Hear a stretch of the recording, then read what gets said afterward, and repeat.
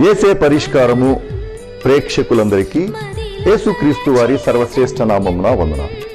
ప్రభువునందు ప్రియా దేవుని బిడ్డలారా, నేటి దినము దైవజనులు డాక్టర్ బిషప్ కారుపాటి శ్యాంసాగర్ గారి ద్వారా గాడ్ ఆఫ్ ద బైబుల్ అనే అంశాన్ని గూర్చి మనము ధ్యానం చేసుకుందాము. మీరందరూ బైబుల్తోనూ నోట్బుక్తోనూ సిద్ధపడి ఉంటే దైవజనులు డాక్టర్ కారుపాటి శ్యాంసాగర్ గారు ప్రార్థన చేసి ఈ దినపు వాక్య పరిచర్య చేస్తారు. ప్రభువునందు ప్రియ దేవుని బిడ్డలారా, నేటి వాక్య ధ్యానం కొరకు ప్రార్థన చేద్దాం. ప్రేమ సాక్షి టెలివిజన్లో ఇప్పటికీ ఇంచుమించుగా 2 మాసాలుగా బైబిల్ గ్రంథంలోని దేవుని గురించి మనం మాట్లాడుకుంటున్నాము.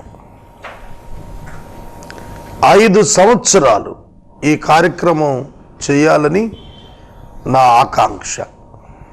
ఇప్పటికీ ఒక్క ఎపిసోడ్ సహకారి మాత్రమే ట్రాన్స్మిషన్ పార్ట్కి వచ్చారు. 2 మాసముల చెల్లింపు బకాయి ఉన్నది. మీరు ప్రార్థించాలి. ఏ విధమైన విదేశీ సహాయం లేకుండా, సంఘాల సహాయం లేకుండా, వీక్షిస్తున్న ప్రేక్షకుల సహకారంతో ఈ ప్రోగ్రాం కంటిన్యూ అవుతోంది.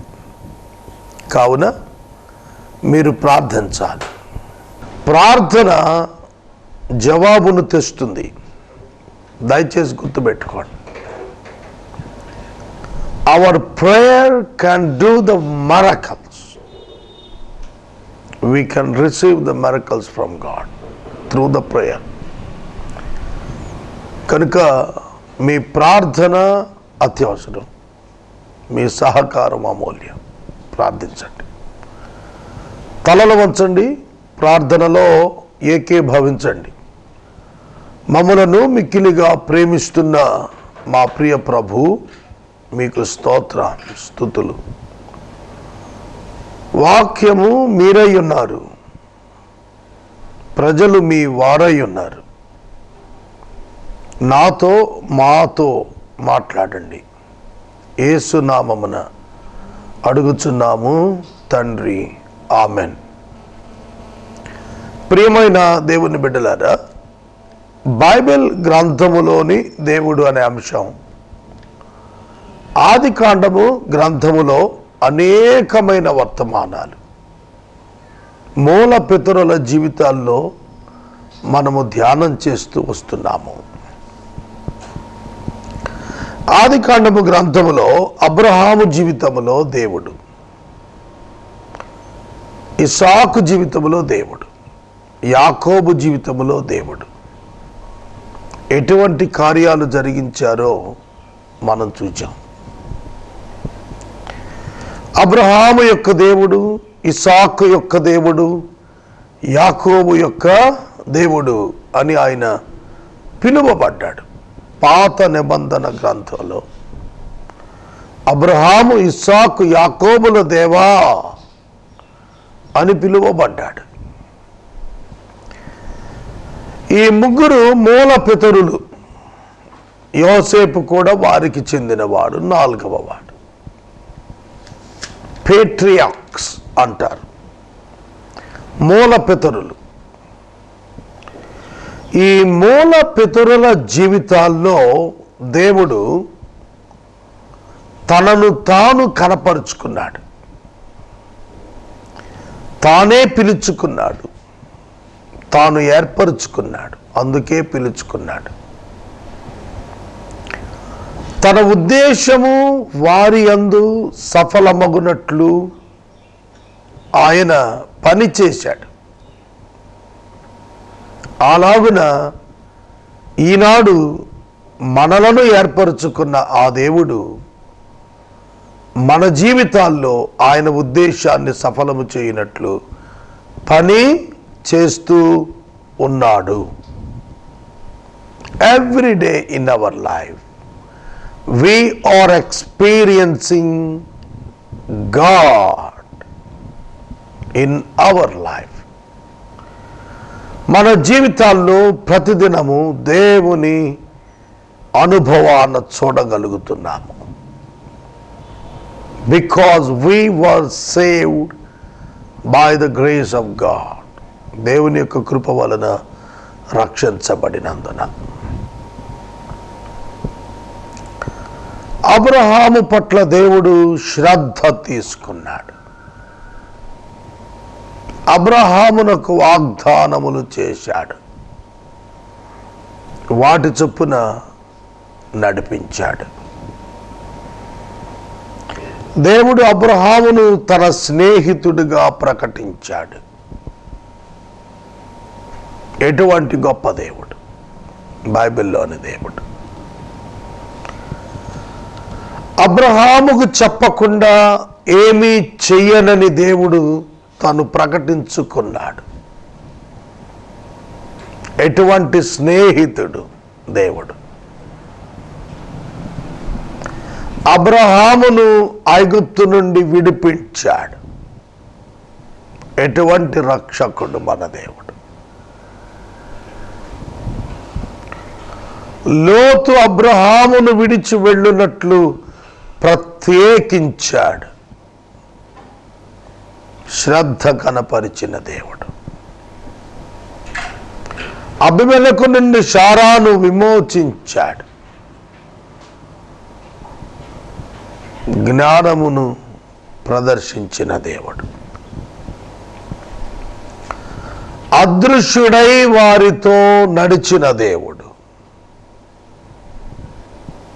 దేవాది దేవుడు స్వయముగా వారి యొద్దకు దిగి వచ్చి ఉన్నాడు.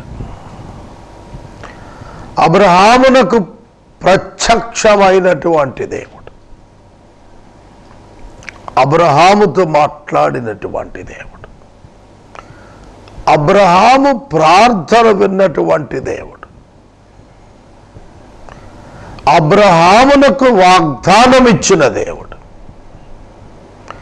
సంతానమిచ్చిన దేవుడు.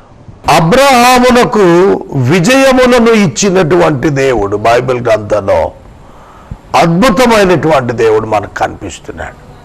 అంత మాత్రమే కాదు, ఈ మూల పితరుల జాబితాలో యోసేపు యొక్క జీవితాన్ని కూడాను మనం చూస్తున్నప్పుడు దేవుని స్పష్టమైన నడిపింపు, స్పష్టమైనటువంటి ఎన్నిక, స్పష్టమైనటువంటి నెరవేర్పు మనకు తేటగా కనిపిస్తుంది. ఇస్సాకు జీవితం, యాకోబు జీవితం మరియు యోసేపు జీవితం, అబ్రహాము యొక్క వారసత్వంలో ఈ ముగ్గురు యొక్క జీవితాలు ప్రత్యేకంగా కొనసాగించబడటము మనం చూస్తాం. చాలా ప్రత్యేకంగా కొనసాగించబడడం మనం చూడగలుగుతాము. అబ్రహాము 175 సంవత్సరాలు బ్రతికాడు. అబ్రహాము చనిపోయే నాటికి ఇస్సాకునకు 75 సంవత్సరాలు. ఇస్సాకు 40వ ఏట యాకోబును కన్నాడు. యాకోబునకు 35 ఏండ్లు అబ్రహాము చనిపోయే నాటికి. కనుక యాకోబు అబ్రహామును చూచాడు. యాకోబు యొక్క సంతతి ఇస్సాకును చూచారు. యాకోబు యొక్క సంతతి ఇస్సాకును చూచారు. యోసేపు యొక్క సంతతి యాకోబును చూచారు. దేవుడు వారి వారి జీవితాల్లో తాను వారి దేవుడై ఉన్నారని తెలుపుటకు వారిని దీర్ఘాయుషు చేత తృప్తిపరుస్తూ తన రక్షణ కార్యములను వారి జీవితాల్లో జరిగించాడు.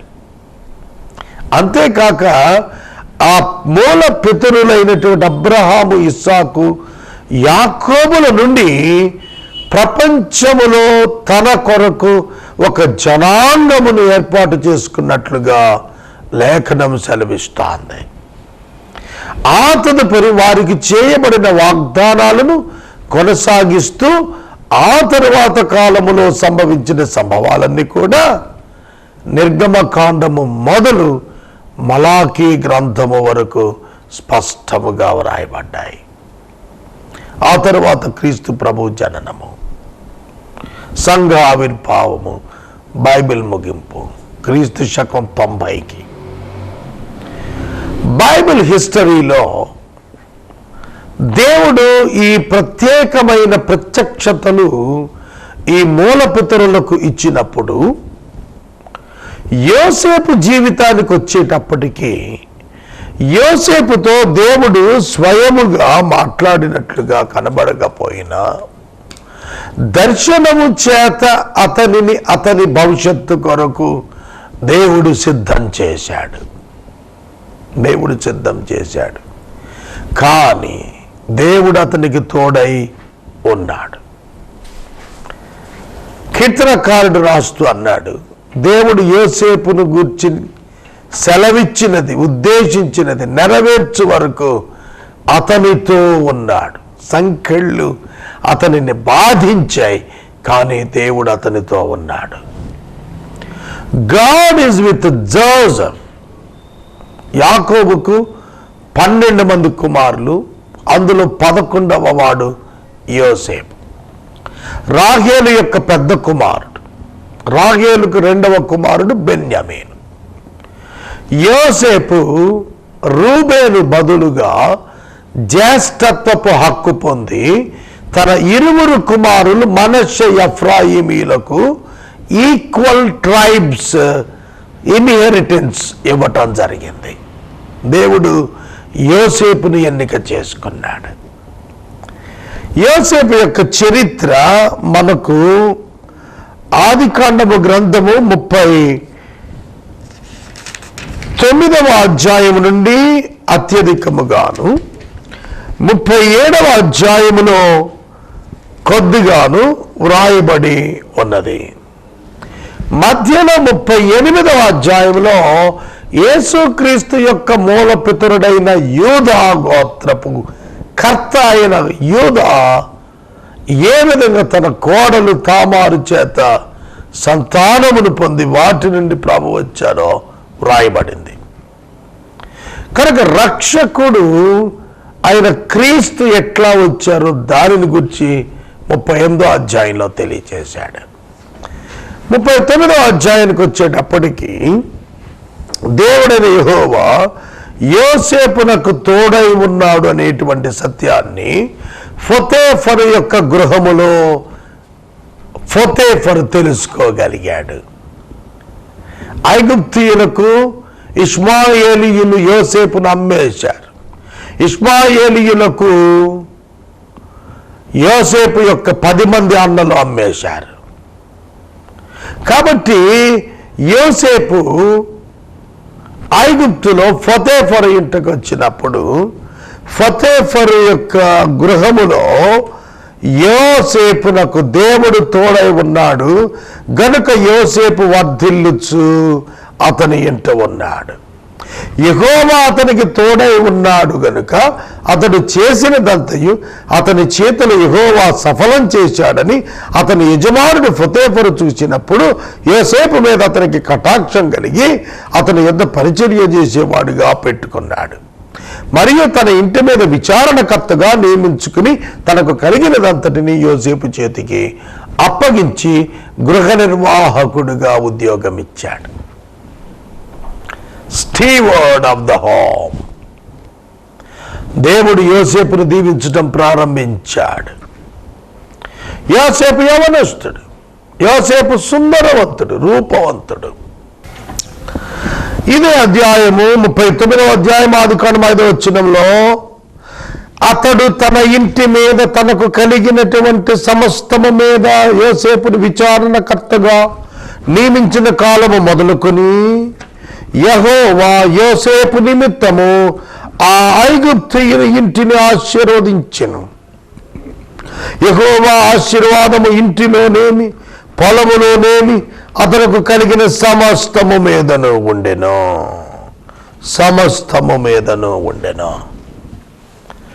ఒక ఐగుప్తీయుడిగా ప్రభుత్వ ఉద్యోగికి కలిగిన ఆస్తి అంతటిని దేవుడు ఆ దినము మొదలుకొని విచారణకర్తగా యోసేపు ఉన్నప్పటి నుండి దేవుడు అతన్ని దీవించాడు. అది ఎరిగినటువంటి యోసేపు సమస్తము మీద అతనిని అధికారిగా నియమించాడు. దేవునికి స్తోత్రం. నమ్మకమైనటువంటి వాడు యోసేపు, యథార్థవంతుడు యోసేపు, పరిశుద్ధత కాపాడుకునేవాడుగా యోసేపు యవన కాలములోనే జీవించాడు.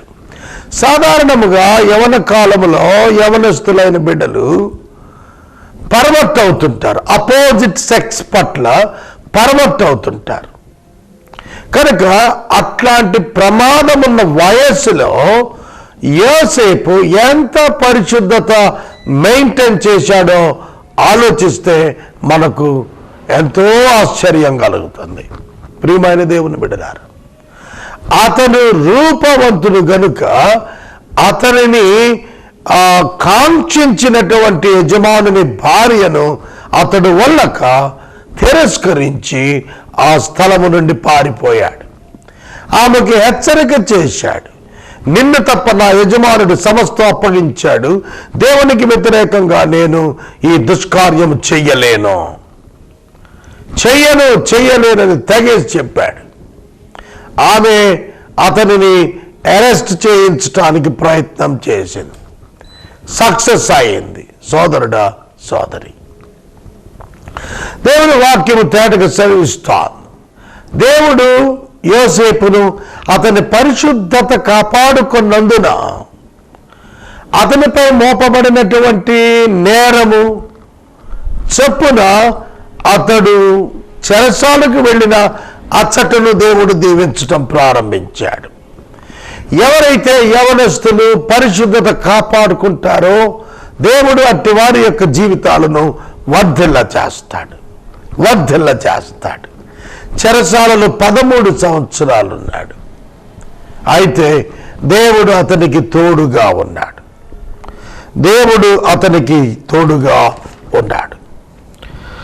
చెరసాలలో దేవుడు యోసేపుకు తోడున్నట్లు 39వ అధ్యాయం 21వ వచనం సాక్ష్యం ఇస్తుంది. అయితే యెహోవా యోసేపునకు తోడై ఉండి అతని యందు కనికరపడి అతని మీద చెరసాల యొక్క అధిపతికి కటాక్షం కలిగేట్టుగా చేశాడు. చెరసాల అధిపతి చెరసాలలో ఉన్న ఖైదీలనందరినీ యోసేపు చేతికి అప్పగించాడు. యెహోవా అతనికి తోడై ఉండును గనుక చెరసాల అధిపతి అతనిని గొప్ప చేసి అతని చేతికి చెరసాల యావత్తు అప్పగించి విచారణ చేయకుండా నమ్మకత్వాన్ని కనపరిచాడు. అట్లా యెహోవా అతడు చేయు సమస్తము సఫలము చేశాడు. 1వ సంకీర్తనలో అతడు చేయునదంతయు సఫలమగును అని రాసింది. యెహోవా యోసేపు చేసినది సఫలము చేశాడు. What is the reason?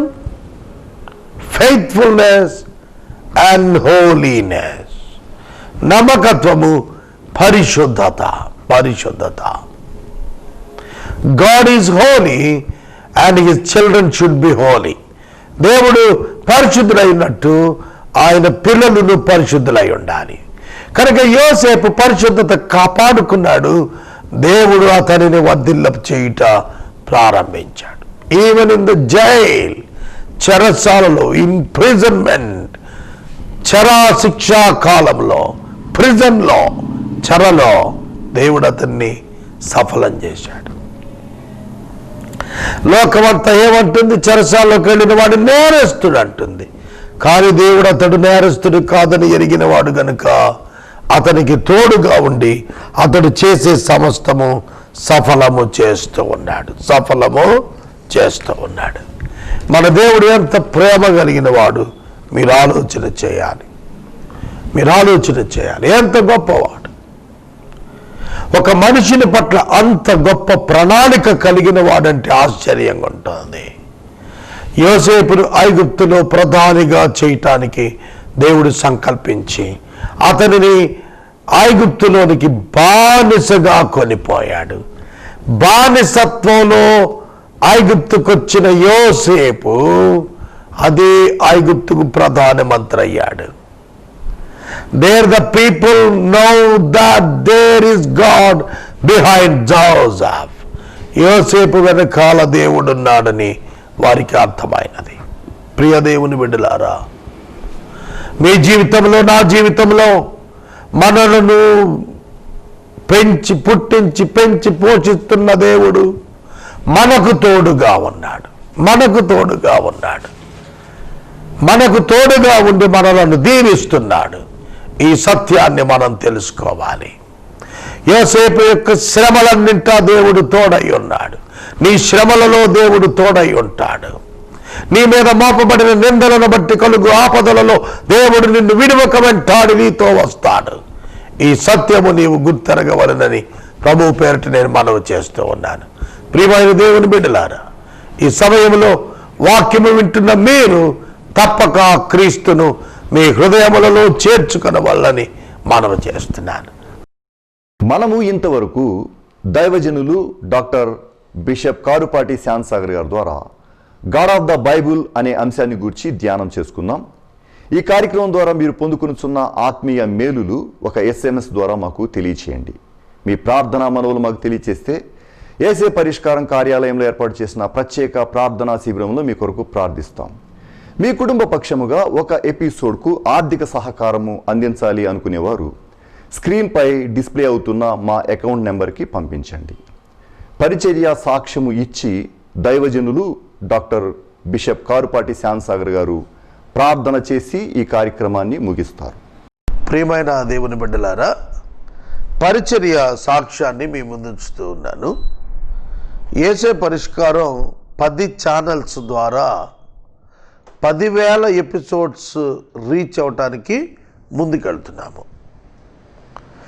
Eluru ACT మూవీస్లో బైబిల్ వచన ధ్యానం 5,520 ఎపిసోడ్స్ దాటి ప్రసారం అవుతోంది. మనం ఇప్పుడు చూస్తున్న ప్రేమ సాక్షిలో ప్రతి రాత్రి 7 గంటలకు God of the Bible continue అవుతుంది. ఏలూరు నగరంలో బ్లెస్సింగ్ టీవీలో యోబు గ్రంథం ప్రతి రాత్రి 7 గంటలకు ప్రసారం అవుతుంది. బేర్షుబా టీవీలో రాత్రి 8:30 గంటలకు క్రిస్టియన్ కెరియర్ అనే ప్రత్యేక యూత్ ప్రోగ్రాం వాక్యోపదేశం కంటిన్యూ అవుతుంది. మధ్యాహ్నం 11:30 గంటలకు హెవెన్ టీవీలో బైబిల్ క్వశ్చన్స్, బైబిల్లో ప్రశ్నలు కొనసాగుతున్నవి. ప్రతి మంగళవారం రాత్రి 7 గంటలకు డివైన్ టీవీలో రైచియస్ మ్యాన్ కొనసాగుతుంది. విజయవాడ టీవీ ఛానల్ సువార్తలో మత్తయి సువార్త కొనసాగుతుంది. ప్రకాశం జిల్లాలోని సత్యమార్గం టీవీలో కీర్తనల గ్రంథం కొనసాగుతుంది. ప్రేయర్ టీవీలో సువార్తలు కొనసాగుతున్నవి. క్రైస్ట్ టీవీలో కూడా సువార్తలు కొనసాగుతున్నవి. మరియు ఇతర నూతన ఛానల్స్ ప్రభు తెరుస్తున్నారు. 10 ఛానల్స్, 10,000 ఎపిసోడ్స్. వీటి కొరకు మీరు ప్రార్థన చేయాలని నేను మనవి చేస్తున్నాను.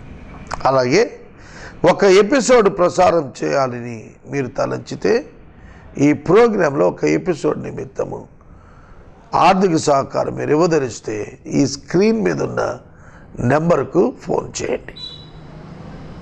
మీ కుటుంబాన్ని సహోదరులు దర్శిస్తారు. వంచండి. మమ్మల్ని మిక్కిలిగా ప్రేమిస్తున్న మా ప్రియ తండ్రి, మీకు వందనాలు. వాక్యము విన్న బిడ్డలను దీవించండి. మా పితరులతో మాట్లాడిన వాడవు, మాతో మాట్లాడుతున్నావు, మీకు స్తోత్రం. మీ బిడ్డలను మీ చేతులకు సమర్పిస్తున్నా. మీ మహిమతో నింపండి. పరిశుద్ధత కాపాడుకున్నట్లుగా కృప చూపండి. యేసు నామమున అడుగుచున్నాము తండ్రి, ఆమేన్. తండ్రి అయిన దేవుని ప్రేమ, కుమారుని యేసయ్య కృప, పరిశుద్ధాత్మని అన్యోన్య సహవాసం సదా మనకు తోడైండును గాక. ఆమేన్.